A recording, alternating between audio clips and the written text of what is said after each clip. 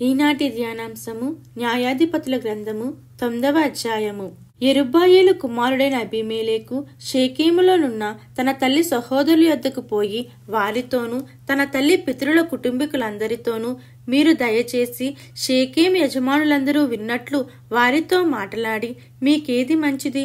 యెరుబ్బయలు యొక్క కుమారులైన 70 మంది మనుషులందరూ మిమ్మును ఏలుట మంచిదా? ఒక్క మనుషుడు మిమ్మును ఏలుట మంచిదా?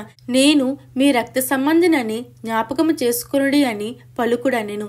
అతని తల్లి సహోదరులు అతని గూర్చి షేకెము యజమానులు విన్నట్లు ఆ మాటలన్నీ చెప్పగా, వారు ఇతడు మన సహోదరుడు అనుకుని తమ హృదయము అబీమెలెకు తట్టు త్రిప్పుకొనిరి. అప్పుడు వారు బయల్బెరీతు గిడిలో నుండి 70 తులముల వెండి తెచ్చి అతనికియ్యగా, వాటితో అబీమెలెకు అల్లరి జనమును కూలికి పెట్టుకొనెను.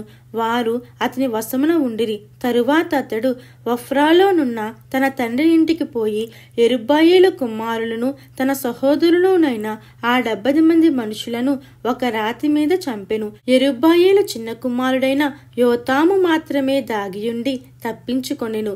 తరువాత షేకెము యజమానులందరూ మిల్లో ఇంటివారందరూ కూడివచ్చి షేకెములోనున్న మస్తకి వృక్షము క్రింద దండు పాలెమునొద్ద అబీమెలెకును రాజుగా నియమించిరి.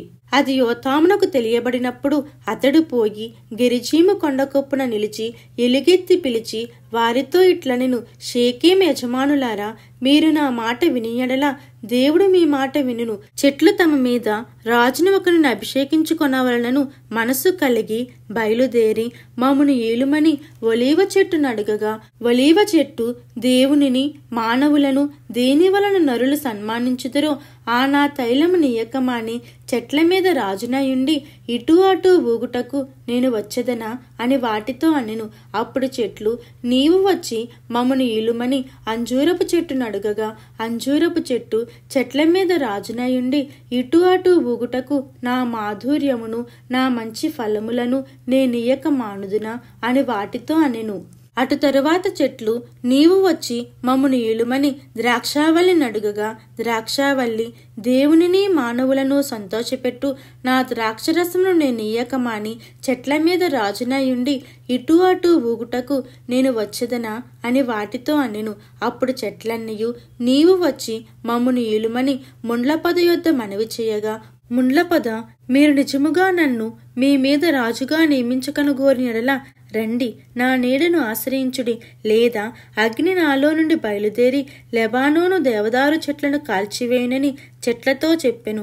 నా తండ్రి మీ నిమిత్తము తన ప్రాణమును నిర్లక్ష్యపెట్టి యుద్ధము చేసి మిద్యానీల చేతిలో నుండి మిమ్మును విడిపించెను. అయితే మీరు నా తండ్రి కుటుంబం మీదకి లేచి ఒక రాతి మీద అతని కుమారులైన 70 మంది మనుషులను చంపి అతని పనికెత్త కుమారుడైన అబీమెలెకు మీ సహోదరుడైనందున షేకెము వారి మీద అతనిని రాజుగా నియమించి ఉన్నారు.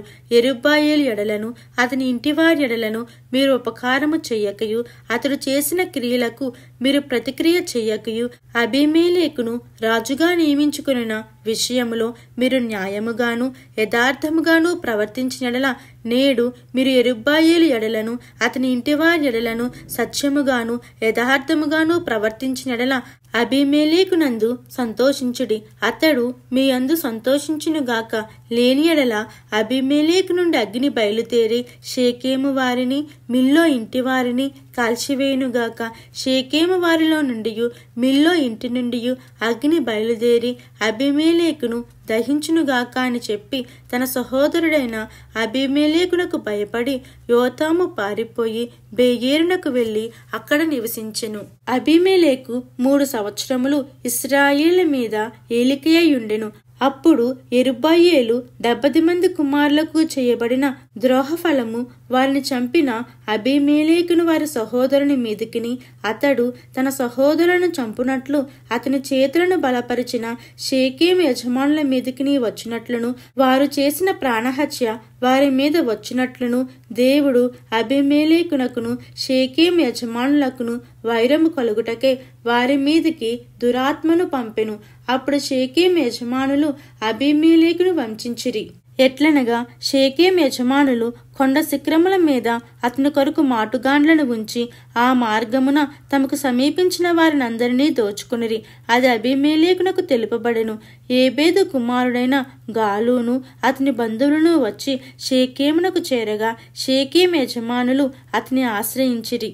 వారు పొలములలోనికి పోయి వారి ద్రాక్ష పండ్లను ఏరుకొని వాటిని త్రొక్కి కృతజ్ఞతార్పణమును చెల్లించి తమ దేవతల మందిరంలోనికి పోయి అన్నపానములు పుచ్చుకొనుచు అబీమెలెకును దూషింపగా ఏబేదు కుమారుడైన గాలు ఇట్లనెను, అబీమెలెకు ఏపాటివాడు, షేకేము ఏపాటివాడు, మనము అతనికెందుకు దాసులము కావలెను? అతడు యెరుబ్బయలు కుమారుడు కాడా? జేబూలు అతని ఉద్యోగి కాడా? షేకేము తండ్రి అయిన హామోరు వారికి దాసులమగుదుము గాని మనము అతనికెందుకు దాసులము కావలెను? ఈ జనము నా చేతిలో ఉండినలా ఆహా, నేను అబీమెలెకును తొలగింతును గదా అనెను.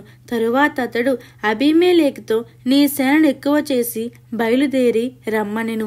ఆ పట్టణ ప్రధాని అయిన జేబూలు ఏబేదు కుమారుడైన గాలు మాటలను విన్నప్పుడు అతని కోపాగ్ని మండెను.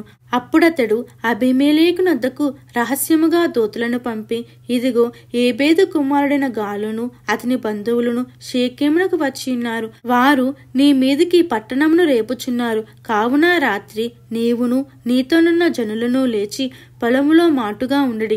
ప్రొద్దున సూర్యుడు ఉదయింపగానే నీవు త్వరగా లేచి పట్టణం మీద పడవలెను. అప్పుడు అతడును అతనితోనున్న జనులను నీ యొద్దకు బయలుదేరి వచ్చుచుండగా నీవు సమయము చూచి వారిడల ప్రవర్తింపవచ్చునని వర్తమానము చేసెను. అబీమెలెకును అతనితోనున్న జనులందరూ రాత్రివేళ లేచి 4 గుంపులై షేకెము మీద పడుటకు పొంచియుండిరి. ఏబేదు కుమారుడైన గాలు బయలుదేరి పట్టణపు గవిని దగ్గర నిలిచినప్పుడు అబీమెలెకును అతనితోనున్న జనులను పొంచియుండుట చాలించి లేచిరి. గాలు ఆ జనులను చూచి జేబూలుతో, ఇదిగో జనులు కొండ శిఖరముల మీద నుండి దిగివచ్చుచున్నారనగా జేబూలు, కొండల ఛాయలు మనుషులను పోలి నీకు కనబడుచున్నవని అతనితో చెప్పెను. గాలు, చూడుము, దేశపు ఎత్తైన స్థలం నుండి జనులు దిగివచ్చుచున్నారు. ఒక దండు శకునుగాండ్ల మస్తకి వృక్షపు త్రోవను వచ్చుచున్నదనెను. జేబూలు అతనితో, ఆహాహా, మనం అతని సేవింపవలసినందుకు అబీమెలెకు ఎవడనని నీ మాట ఏమాయెను? ఇది నీవు తృణీకరించిన జనము కాదా? పోయి వారితో యుద్ధము చేయుడనగా గాలు షేకెం యజమానుల ముందర బయలుదేరి అబీమెలెకుతో యుద్ధము చేసెను. అబీమెలెకు అతని తరుమగా అతడు అతని ఎదుట నిలవలేక పారిపోయెను. అనేకులు గాయపడి పట్టణపు గవిని ప్రవేశించు చోట పడిరి. అప్పుడు అబీమెలెకు ఆరూములో దిగెను. గాలును అతని బంధువులను షేకెములో నివసింపకుండా జేబూలు వారిని తోలివేసెను. మరునాడు జనులు పొలములలోనికి బయలువెళ్ళిరి. అది అబీమెలెకునకు తెలియపడగా అతడు తన జనులను తీసుకొని 3 తెగలుగా చేయగా వారా పొలములో మాటుగా ఉండిరి. అప్పుడతడు చూడగా జనులు పట్టణము నుండి బయలుదేరి వచ్చుచుండిరి గనుక అతడు వారి మీద పడి వారిని హతము చేసెను. అబీమెలెకును అతనితోనున్న తెగలను ఇంకా సాగి పట్టణపు గవిని ప్రదేశమునొద్ద నిలువగా 2 తెగలు పరిగెత్తి పొలములలోనున్న వారందరి మీద పడి వారిని హతము చేసిరి. ఆ దినమంతయు అబీమెలెకు ఈ పట్టణస్థులతో యుద్ధము చేసి పట్టణమును చుట్టుకొని అందులోనున్న జనులను చంపి పట్టణమును పడగొట్టి దాని స్థలమున ఉప్పు జల్లెను. షేకెము గోపుర యజమానులందరూ ఆ వార్త విని ఎల్ బేరేతు గుడి యొక్క కోటలోనికి చొరబడిరి. షేకెము గోపుర యజమానులందరూ కూడియున్న సంగతి అబీమెలెకునకు తెలుపబడినప్పుడు అబీమెలెకును అతనితోనున్న జనులందరూ సల్మాను కొండనెక్కి అబీమెలెకు గొడ్డలిని చేత పట్టుకుని చెట్ల నుండి పెద్ద కొమ్మను నరికి ఎత్తి భుజము మీద పెట్టుకుని, నేను దేని చేయుట మీరు చూచితురో మీరును నేను చేసినట్టుగా దానిని త్వరగా చేయుడని తనతోనున్న జనులతో చెప్పెను. అప్పుడు ఆ జనులందరిలో ప్రతివాడును ఒక్కొక్క కొమ్మను నరికి అబీమెలెకును వెంబడించి ఆ కోట దగ్గర వాటిని పెట్టి వాటి వలన ఆ కోటను అగ్నిచేత కాల్చిరి. అప్పుడు షేకెము గోపుర యజమానులు అనగా స్త్రీ పురుషులు ఇంచుమించు 1000 మంది చచ్చిరి. తరువాత అబీమెలెకు తేబేసుకు పోయి తేబేసు నొద్ద దిగి దాన్ని పట్టుకొనెను. ఆ పట్టణపు నడుమ ఒక బలమైన గోపురముండగా స్త్రీ పురుషులను పట్టణపు యజమానులను అక్కడికి పారిపోయి తలుపులు వేసుకుని గోపుర శిఖరము మీదకెక్కిరి.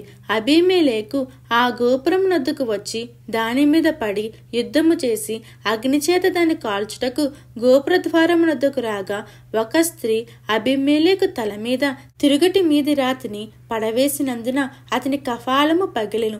అప్పుడతడు తన ఆయుధములను మోయు బంటును త్వరగా పిలిచి, ఒక స్త్రీ అతని చంపనని నన్ను గూర్చి ఎవరునూ అనుకొనకుండునట్లు నీ కత్తి దూసి నన్ను చంపుమని చెప్పగా ఆ బంటు అతని పొడవగా అతడు చచ్చెను.